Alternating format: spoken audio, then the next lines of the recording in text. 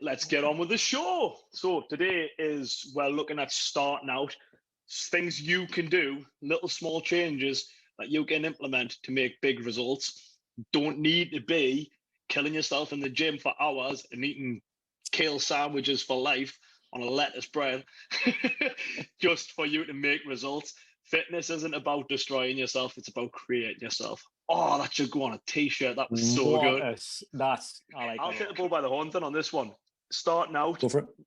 With me doing the personal training, the first set of things, tiny little habits that I try to implement with my clients is initially, first thing is water intake. Majority of people are dehydrated and don't know it. Like literally 2 to 4 liters of water a day. It sounds like a lot, but it's really, really not. People go, I can't drink that much water. And I'm like, well, you can drink double that in pints at the pub in 4 hours. So you can do it in a 12, 15, 16, 18 hour day. And the other thing I get is I don't like the taste of water. That is nonsense. Everybody likes the taste of water. You've just sensitized yourself to liking sodas and stuff. And if it's that bad, get some diluted orange. Yeah. Or diluted blackcurrant. The way I look at that is like, listen, I don't particularly enjoy drinking water, right? And it is one of those things where you have to kind of make yourself do it because it's not enjoyable to force yourself to drink 40 liters of water a day, right? Especially if you're not used to it. But it's such a small price to pay for what the results are. Like, what are we talking about here? We're talking about making yourself healthier. Obviously, it's more on the agenda now than it ever has been because of the nature of the world for the past year, is, looking after your body so that A, you look better, B, you feel better, and C, if things, if shit hits the fan, then at least you're in a better physical state for when, things have gone wrong. And exactly. That's the reward. What's the input you need to have? Drink some more water. Like, it's not much to ask, is it? Do you know what I mean? No. See, one of the negative things like that people come back to us after a couple of days, or there's messages after a day or two, and they're like, I'm paying like a racehorse. Yeah. You are paying like a racehorse, and this is going to go tie straight into the results because your body's getting rid of the old water that it's got. But sooner or later, your body's going to hit homeostasis. It's going to hit that balance where it'll regulate itself, adapting to that. Yeah. It happens in all the trick behind the water trick is something that happens massively in like diet clubs and stuff. I'm not going to drop myself too low to go into this one, but at any time when you're dehydrated, you can be carrying up to 8 to 10 pounds of water weight and water retention just because you haven't got enough water in your system.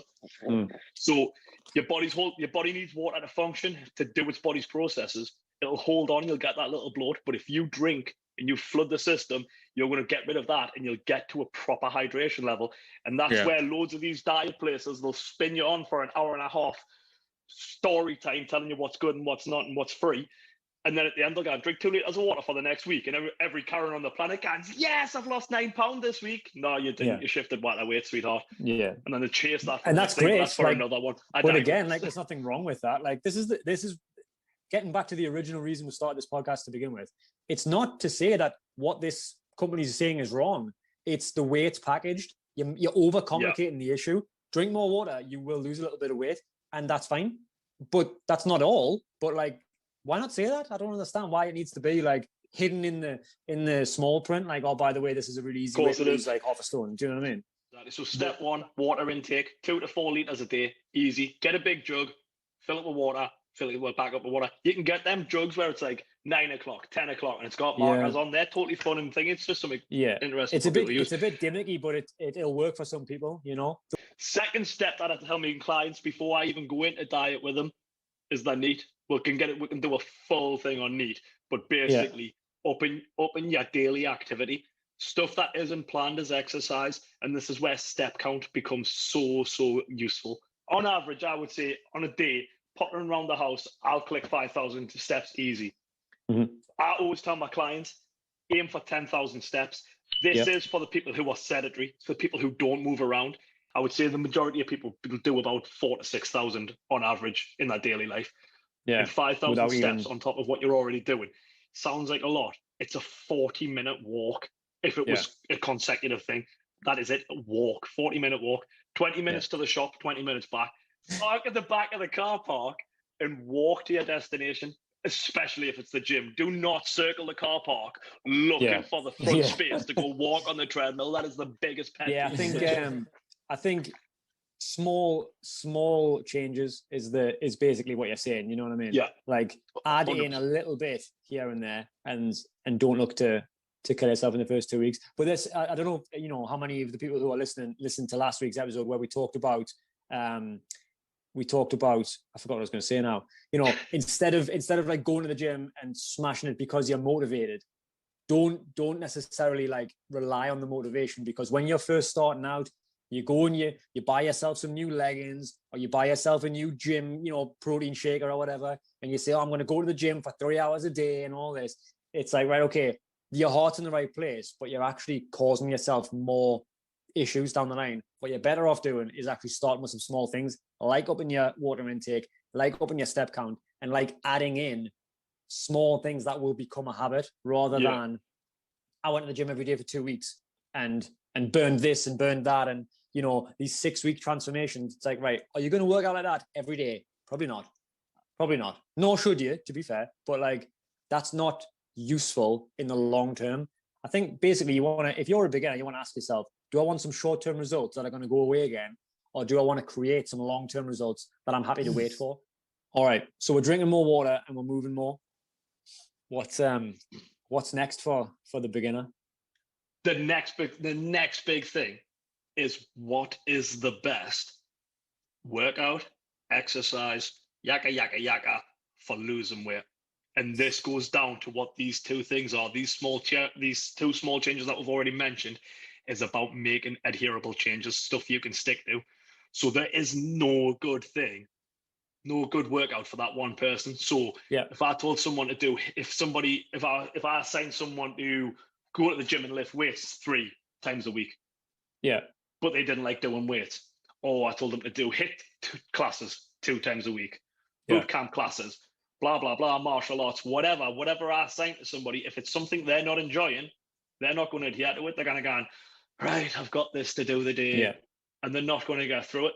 Becomes a chore, like you said. The best thing for burning weight and burning calories is something you're going to stick to, something you're going to do. Be it CrossFit, be it anything you can get in. It's time to go do this, or I enjoyed that. Not something that is a chore. We mentioned last week, didn't we, about building momentum. And I think when it's something that you don't enjoy, you just, like you say, it becomes a bit of a chore. You don't really look forward to it. You're kind of ticking a box to say, yes, I've done it. And even if you do it, let's say, you've prescribed somebody, go and do this, whatever it is.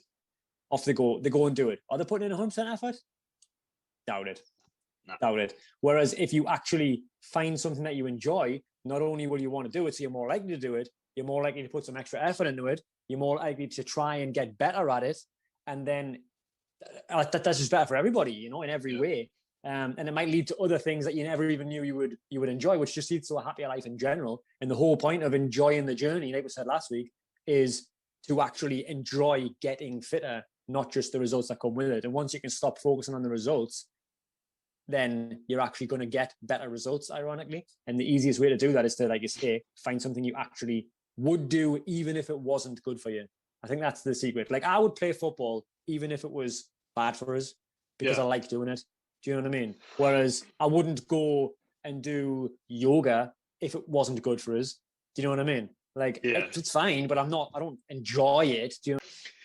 That being said, I will go with my preferred belief pattern and what gets me and my clients results from not what's the best, but in terms of body composition, without going too deep into it, I would always recommend a resistance-based program over a cardio program. Yeah. Cardio's got its space, it's got its place, it will burn calories and stuff, but to get your body to change in that toned look that everybody wants, it's resistance all day long. Yeah. It doesn't need to be 5 days, it just 2-3 times a week. A good program will see you massive results.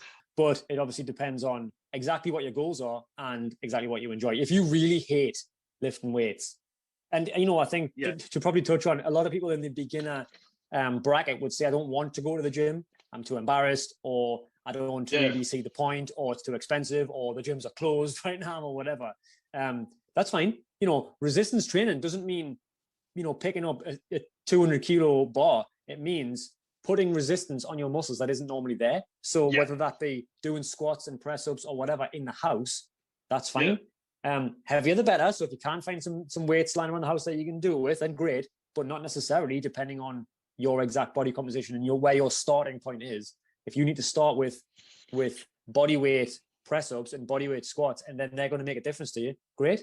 And then down the line, you may feel more comfortable entering the gym, and I'd be surprised if you don't. Calisthenics is huge. I know people who can bench heavy weights and can't do 10 press ups. Yeah, it's massive, and I think that's a good thing from this point of view, because my point of view is heavily gym-based personal training, that sort of thing. But obviously, your average fitness is for the average person as well. Yeah, you're showing in the house sort of stuff, and it doesn't even need to be weighted, like you said. It can be any sort of improvement. So the first day you might be able to do 10 squats, the next day 12. This is where your progressive overloads come in, and this is where you're going to get results. And you'll outgrow that eventually. In terms of I think one of the biggest reasons people give up is because they don't see the results quickly enough. One of the other reasons that people give up is because they will see some results, and then as time passes, they don't see the same level of results. So they might lose. Let's say you're looking to lose, I don't know, 30 pounds as an example. If you lose 6 in the first week, and then 4 in the second week, and then 2, and then 1, and then you put 1 on, of course that's going to demotivate you. Like, there's no way it wouldn't, Whereas if you forget the result, forget the weight and just focus on, right now, I can do 6 press-ups without stopping and 15 squats. Okay, let's aim for 12 and 20. And when you get there, you'll have lost the weight. It might have fluctuated. You might have lost a pound, gained a pound, etc., and that's fine. But you're more likely to still be motivated by it because you're still going towards your goal. That's the benefit of resistance-based goals rather than an arbitrary number on the scale. I suppose it's not feeling like something is beneath you.